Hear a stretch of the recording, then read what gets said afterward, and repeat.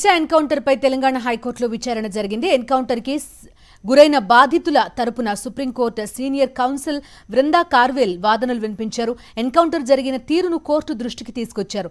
Police కస్టడీలో ఉన్న 4 నిందితులను సీన్ రీకన్స్ట్రక్షన్ పేరుతో ఎన్కౌంటర్ చేశారని వాదించారు. ఎన్కౌంటర్ కి గురైన బాధితుల తరపు వాదనలు పూర్తయ్యాయి.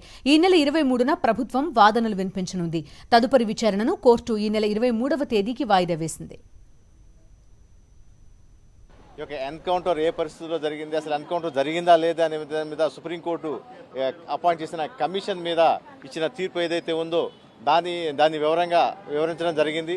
ఖచ్చితంగా ఆ యొక్క రిపోర్ట్లో విషయాలు ఏంటంటే ఇది ఫేక్ ఎన్కౌంటర్, ఇది కావాలని వాళ్ళని చంపేశారు, వీళ్ళకి నేరానికి ఎటువంటి సంబంధం లేదు, ఈ యొక్క పోలీసులు ఎవరైతే చంపారో వాళ్ళ మీద ఎఫ్ఐఆర్ చేయాల్సిందే అని చెప్పి కమిషన్ రికమెండ్ చేయడం జరిగింది. ఇది ఫేక్ ఎన్కౌంటర్ అని చెప్పడానికి తగిన యొక్క సైంటిఫిక్ ఎవిడెన్స్ కానీ లేదా మెటీరియల్ ఎవిడెన్స్ కానీ ఇంకా ఈ పోస్ట్ మార్టం రిపోర్ట్స్ కానీ ఇవన్నీ కూడా పరిగణలోకి తీసుకొని క్లియర్గా వివరించడం జరిగింది. అవి మొత్తం కూడా ఈరోజు ఆర్గ్యుమెంట్ చేయడం జరిగింది.